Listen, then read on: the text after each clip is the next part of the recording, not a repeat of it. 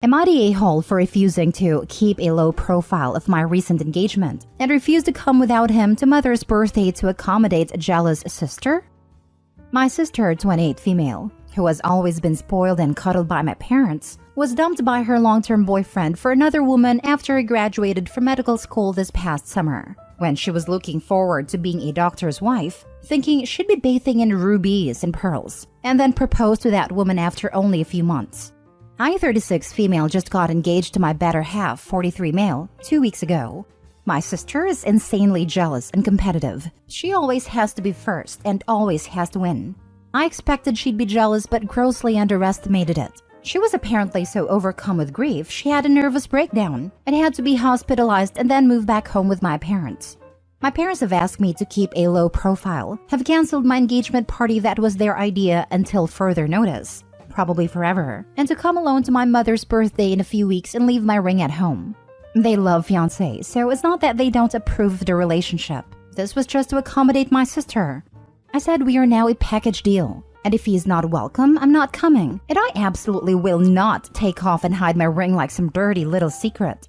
And I told them they are uninvited from my wedding, and we are going no contact until they tender a sincere apology and revoke this ridiculous rule of keeping a low profile. I also said if this standoff goes through the wedding, we are going no contact for good. I've never missed a parent's birthday, so my dad is angry with me, and I called him a hypocrite because he wants no contact with his parents for excluding my mother over religious differences. He insists this is different, and I said no, it's not, because he's expecting me to do something to my fiancé that he'd never do to his wife. Am I the a-hole? Now for the top comments. Info: are your parents also getting divorced to make things easier for your sister? Must be hard for her to be confronted with people who have been together for so many more years than her own relationship lasted. Of course not. Well, you should ask them too, since the sister can't be around people in loving relationships. Not the a-hole. If happy moments in your life trigger severe mental health issues for your sister, that is absolutely a problem that needs to be examined. Harsh though it may sound, on some level her struggles are her own, and it's not really reasonable to expect you to prioritize avoiding inadvertently triggering her in every situation. When my husband and I got engaged, we had lunch with his sister and a few friends the next day. At some point, his sister said unprompted that we would have to stop mentioning our engagement now because it would make other people unhappy.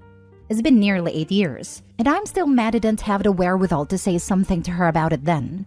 Yes, it absolutely was indicative of larger problems in the horizon. I suspect this will go against the grain, but no a-holes here. Your sister has had a nervous breakdown that required her to be hospitalized. She's not being dramatic or dying in a hill for the sake of it. She was almost institutionalized. I don't have the expertise to judge her for that. Your parents are focusing their resources and effort with their child who was hospitalized. It's desperately unfortunate for you, and you have every right to feel hard done by when this is your time, and every right to take a stand for your fiancé, but your parents are not a-holes for this.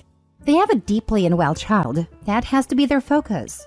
They are being unfair for trying to enforce a strict rule on how you must behave, and you are in the right to defend your fiancé. But I can't in all honesty label them a-holes for trying to avoid triggering their daughter who's just had a nervous breakdown. It sounds like you all need some cool-off time. I'm specifically putting aside the obvious competition issues between you and your sister. You make it out like it all stems from her, but you appear to be minimizing her nervous breakdown, again, for which she was hospitalized. They don't do that for no reason. I think there's some mutual toxicity between you and your sister, and that's causing you to center yourself and your engagement in this dispute. It's not about you. Your sister is mentally unwell. You're allowed to be upset that you can't have the focus when you just got engaged, and to defend your fiancé. Your parents are allowed to think that protecting the daughter who's had to move home with them is the priority. Edit. The way you're talking about your sister's mental health issues in the comments is pushing you closer into a-hole territory, to be honest, OP. Your obvious relationship issues with your sister doesn't invalidate her nervous breakdown. You tell OP that her sister's mental breakdown is not about her, but you should really be telling this to the sister. Sister's relationship troubles have nothing to do with OP's engagement, and it wasn't OP who tangled the two issues. It was the sister and her parents. The parents don't just focus their energy on their sick kid, as you say. They expect their other kid to not live her own life in a very normal way to appease her sister's mental illness. I highly doubt that this will support the sister's recovery. Not the a-hole. Next story. Am I the a-hole for publicly sharing my pregnancy and saying I don't care about my sister's miscarriage? I, 27 female, am pregnant with my first child. As expected, I am very happy, and I'm sharing news of my pregnancy on Facebook as I have several family members who live overseas. And also, I want to. This is my first child and I'm beyond happy. The issue is my older sister, 29 female, who is infertile and has given up on children after 9 miscarriages. I and my sister have never had a good relationship. She was sick as a baby and nearly died. The trauma of it caused my parents to favor her and place her above me, and I was always expected to make myself as small as possible to accommodate her. She always got a cake and more presents on my birthday so she wouldn't feel left out. I was told to hide my grades as she did very badly at school. I was also not allowed to display any trophies in my room because she might see them and get upset. My sister 100% leaned into this and made my life hell. She would make stuff up so my parents would take stuff from me and give it to her. I was even told to not go to my prestigious university, think Ivy League in my country, because it would upset her. When I chose to go, my parents cut me off, which was fine as my paternal grandparents who pretty much raised me took care of everything. Since then, I have been low contact with my family and only see them around a holiday at my grandparents' place. They weren't even invited to my wedding. When I got pregnant, I shared the announcement online and everybody congratulated me, except my parents and sister, who harassed me and reported my post so it would get taken down. I just blocked them all. I saw them again on New Year's at the grandparents' place, and when they saw me, my sister started screaming at my grandparents, saying how could they invite me after what I did to her. She was also screaming at my belly as if it offended her. She kept crying and saying how could I do this to her. I told her I did nothing to her. She went on and on about her miscarriages and how hard they were on her, but I snapped and told her I don't care. She's not my sister. She's my bully who tormented me my whole life. I owe her nothing. My life has nothing to do with her. This got my parents mad and they screamed at me too. My uncles ended up throwing them out and it ruined a party. My family said I did nothing wrong, but my parents' and sister's friends have been mass reporting my Facebook account until I ended up deleting it. Not the a-hole, and it sounds like you need to go from low contact to full no contact. Your pregnancy has nothing to do with her, and she needs to grow up. Your parents have enabled her to play the victim for her whole life. You don't need to contribute any time and attention to that. I only saw them during the holidays at my grandparents' place, but I don't think I can anymore. Not for me, but for my kid. I don't want her exposed to that. Definitely not, and you'd never be able to leave her in a room with them, even for a toilet break. They'd find ways to weasel in and manipulate her. Nothing sucks more than having to go no contact, but it sounds like this option causes less pain and stress for everyone. Best of luck with the rest of your pregnancy. I hope you celebrate and enjoy it well. And enjoy being a mother. Surprisingly, not the a-hole. Your parents sound like they groomed your sister to act like that. So ultimately, they are the ones you should direct your anger towards. However, your sister being offended at you getting pregnant is completely childish and rude. I'm sure she had a really hard time emotionally with those 9 miscarriages, and my heart definitely breaks for her. But you are bringing a life into this world. She should be happy and try to mend things with you, in my opinion. It's more than unfortunate that your parents enabled her behavior and brought her up to be so entitled. Ultimately, though, she will have a harder life because of that if she doesn't already. I think you should take solace in that and potentially forgive her for what she has done to you in the past. If not for her, but for you. Your parents are complete a-holes, and they should 100% be to blame for this all, I think. Cutting you off because you went to college? It seems like they set you up for failure and you ended up thriving, so you should be very proud of yourself. They also pit you both against each other from the moment you were born, so it would be great if you and your sister could reconnect and not give them the satisfaction of that working. I have many sisters myself, and my dad definitely played favorites on my younger sister. But ultimately, we were able to bond through negative experiences facilitated by both my parents. I'm wishing that for you, or at least peace. Last story. Am I the a-hole for skipping my stepdaughter's wedding? I, 50 female, have 2 stepchildren. Sarah, 23 female, and Mike, 28 male. I have been in their lives since Sarah was 2. Sarah's mom, Kate, was a drug addict, and when Sarah was 3, she lost all her parental rights because of her addiction. Kate left after that and didn't have any contact until Sarah was 17. That's when Kate reached out to us saying she was clean and wanted a relationship with the kids.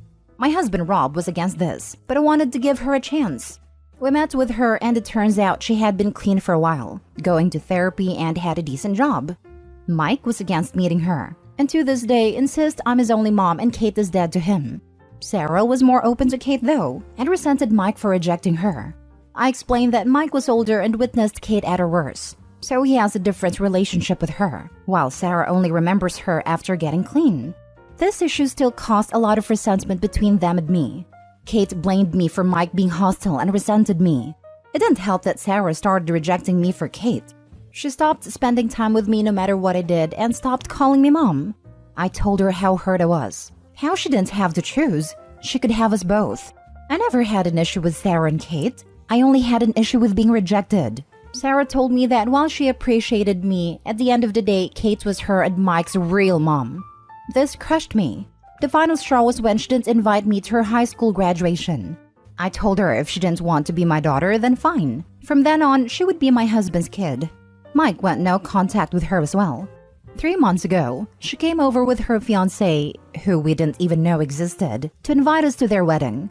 She said she wanted me at a bridal party, but I refused. I told her we hadn't had a relationship in years because of her wishes, and it felt uncomfortable for me to take on that role when I barely knew her now. She said she was sorry. I told her I wasn't interested. She got angry and said I had to be there because, and I quote, "What are people gonna think when both my brother and my dad's wife aren't there?" Gramps, her paternal grandfather, is gonna get angry too. I told her she clearly didn't want me there and only cared about appearances and being on her Gramps' good side because he's rich. I am not coming, nor am I having a relationship with her. She started crying and begging for forgiveness, but it felt like crocodile tears to me. After she left, she kept texting me trying to get me to change my mind. Then on the day of the wedding, she texted that she was gonna leave an empty seat for me and that I was welcome anytime if I changed my mind. I still didn't go. Rob is mad at me saying I ruined his daughter's wedding and made her cry, that all she wanted was me there, and this was a chance to fix our family. Mike, who is also no contact with her, is on my side. Edit. So I would like to clarify a few things. Sarah's relationship with Mike is no contact because she couldn't accept his decision to cut Kate off. At first, Mike didn't support Sarah and Kate, but I sat them both down. I told them they both have very different relationships with Kate. Mike remembers Kate as an addict while Sarah only knows clean Kate, and both of them are entitled to their view of Kate. Mike accepted this and was okay with Sarah/Kate, but Sarah couldn't accept it. She couldn't reconcile addict Kate with clean Kate, so she refused to believe Mike and downplayed a lot of this trauma. Sarah said things like it wasn't that bad, it was not her fault, she was sick, she gave you life, you owe her, etc. By the time Sarah was 19, their relationship became and is no contact. Kate also couldn't accept this and blames me for Mike not wanting to talk to her. Regarding the wedding, Sarah reached out to me 3 months before the wedding, even though they had been engaged for a year, saying she wanted to come over. We said yes, and she came with her fiancé, who we didn't even know existed. Apparently, they had been together for 3 years. When I say she apologized, I mean she said, "I am sorry you feel that way," which to her was an apology, but to me it's not. She also referred to me as dad's wife, as in what would people say if my dad's wife isn't there? Not even stepmom, dad's wife. She also mentioned her paternal grandfather a lot and how angry he would be. In the 2 months leading up to the wedding, she texted me to change my mind, but all she talked about was the wedding will be ruined, grandpa will be mad, etc. Once the wedding happened, she blocked me everywhere. Then I found out today her fiancé blocked me too, even though I don't follow him. I only messaged him on Instagram because he has a public profile, but I have been blocked. Same thing with Facebook, even though we aren't friends on there. She clearly wasn't genuine in her attempts to reconcile. And even if she was, it doesn't mean I am obligated to respond. She was 18 when she stopped calling me mom, 19 when she went no contact with Mike and doubled down on her decision. A decision she has held on to for 6 years total. She made her choice. Just because she's young doesn't make her entitled to forgiveness or a relationship with me. Now for the top comments. Not the a-hole. You were the one to give the first push in getting Rob to allow Kate to see them. Sarah basically slapped you in the face for everything you did. You even told Sarah you were fine with being just a motherly figure, but she took it further by resenting you? Rob has some audacity to say you ruined the wedding when you were the only one who helped bring up these children, then not getting any support while you were blamed for Mike's choices and rejected. Did Kate go to Sarah's wedding? She and her entire family were invited, and she was also in the bridal party as maid of honor. Not the a-hole. She dropped you quickly enough for her real mom. You know, the one that did literally nothing for the hardest part of her life, then strolled in when it was convenient. She threw away 15 plus years of care like it was nothing. You can't reverse that at a drop of a hat to full a seat at a wedding. Husband is the a-hole for not seeing that she kicked you to the curb without a thought and expects you to be okay with it, although I can see he's in a difficult position. He is in a difficult position, as both of his kids are not talking to each other, and he was also started to be rejected by Sarah in favor of her stepdad. With Kate and her husband, she has it easier since there is no resentment there. But with her dad, she also has to face me and her brother. So, it's easier for her to spend more time with her mom's side of the family.